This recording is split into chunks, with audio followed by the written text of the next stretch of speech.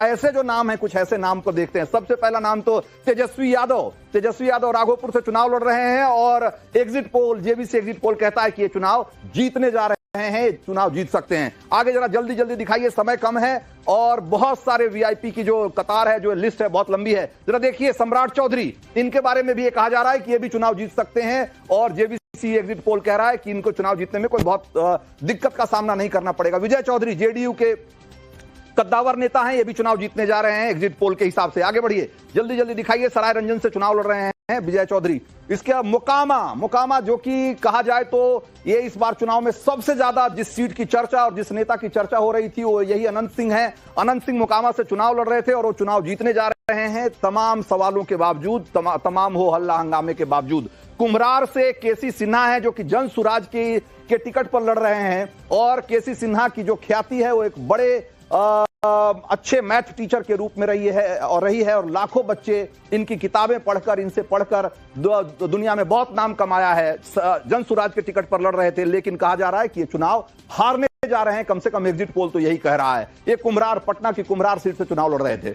चलिए आगे दिखाइए। इसके अलावा तेज प्रताप यादव, जरा देखिए, तेज प्रताप यादव जो कि अपनी पार्टी से चुनाव लड़ रहे थे, इन्होंने अपनी पार्टी बनाई है जेजेडी और उसमें ये कहा जा रहा है कि इनका तय नहीं है कि जीतेंगे कि हारेंगे, लेकिन फिलहाल जो आंकड़े आए हैं उसके हिसाब से लग रहा है कि ये आगे रहें। अभी इनको एक बढ़त हासिल है, इसी तरीके से जरा विजय सिन्हा जो कि डिप्टी सीएम है और आपने देखा था कि फर्स्ट फेज के चुनाव के दौरान बड़ी तू मैं हो गई थी इनकी और काफी चर्चा में थे उस दिन। ये कहा जा रहा है कि लखीसराय से जो चुनाव लड़ रहे थे उसमें इनको जीत मिलने जा रही है, एक कमोबेश तय है, कम से कम एग्जिट पोल के हिसाब से। विजय सिन्हा डिप्टी सीएम बिहार के। इसके अलावा मैथिली ठाकुर, बिल्कुल बहुत एकदम से वाइल्ड कार्ड एंट्री मिली मैथिली ठाकुर को और मैथिली ठाकुर के बारे में कहा जा रहा है कि अलीनगर से जो चुनाव लड़ रही हैं, ये पक्के तौर पर नहीं कहा जा सकता कि हारेंगी जीतेंगी, लेकिन एक बढ़त मिलती हुई दिख रही है इनको। ये आगे हैं और एक मजबूती से वहां हैं और जो अंतिम फैसला है उसको लेकर के जो एग्जिट पोल है अभी श्योर नहीं है कम से कम। तो मैथिली ठाकुर अलीनगर से चुनाव लड़ रही। दरभंगा से संजय सरावगी,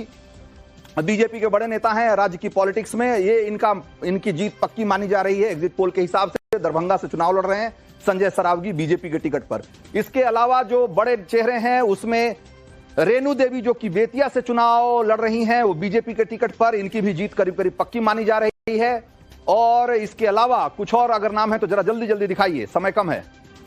तो अगर देखा जाए तो आरजेडी से रीतलाल यादव जो कि दानापुर से चुनाव लड़ रहे हैं और बाहुबली की छवि रखने वाले रीतलाल यादव, और इनके बारे में कहा जाता है कि भाई दानापुर में एक तरीके से समानांतर सरकार चलाने वालों में से हैं और ये भी चुनाव में कोई अच्छा नहीं कर रहे हैं, ये पीछे हैं। हालांकि ये पक्के तौर पे नहीं कहा जा सकता कि हारेंगे कि जीतेंगे, लेकिन फिलहाल स्थिति अच्छी नहीं दिख रही है रीतलाल यादव की। तो ये हो गए कुछ बड़े कैंडिडेट के बारे में हम आपको बता रहे हैं।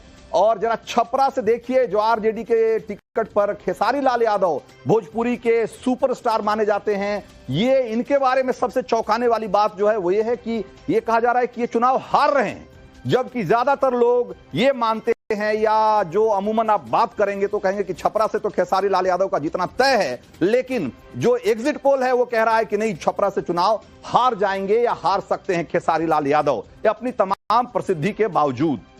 तो ये अभी हमने आपको दिखाया जो अभी तक जो बड़े चेहरे हैं वो उनके बारे में एग्जिट पोल हमारा क्या कहता है। हमारे कुछ और सहयोगी हमारे साथ हैं, राकेश पांडे हमारे साथ हैं। विद्यानाथ झा और राकेश पांडे बहुत लंबे समय तक बिहार चुनाव के दौरान अलग अलग जिलों में घूमते रहे, शोज करते रहे, ग्राउंड रिपोर्ट करते रहे।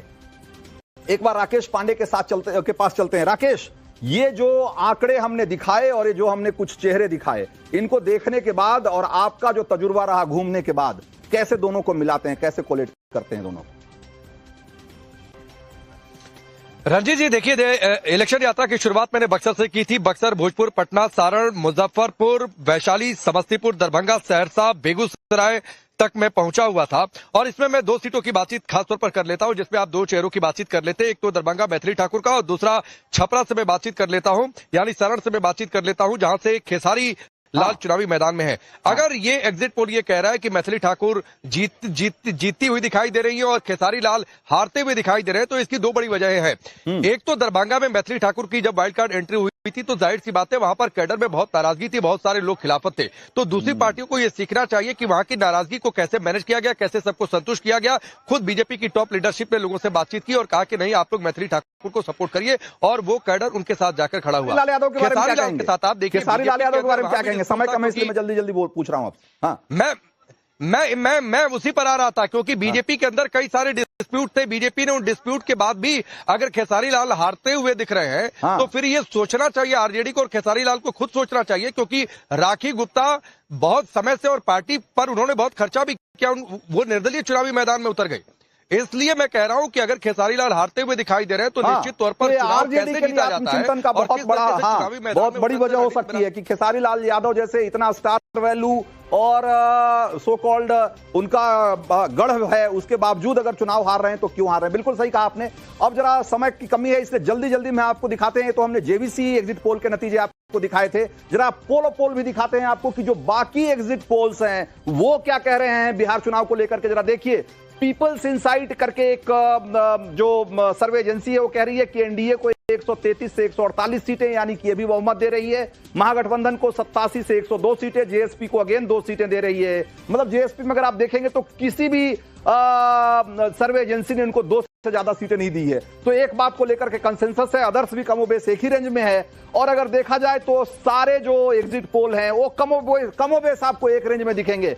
पीपल्स इनसाइट 133 से 148 एनडीए को, जेवीसी पोल है हमारा, हमने 135 से 150, मेट्राइज का पोल कहता है 147 से 100। तो आप देखिए, तो अगर देखेंगे तो कमोबेश जो आंकड़े हैं वो यही कहते हैं कि इस बार नीतीश कुमार की सरकार बनने से कोई रोक नहीं सकता है। हमारे पास समय की कमी है और मुझे दीजिए इजाजत।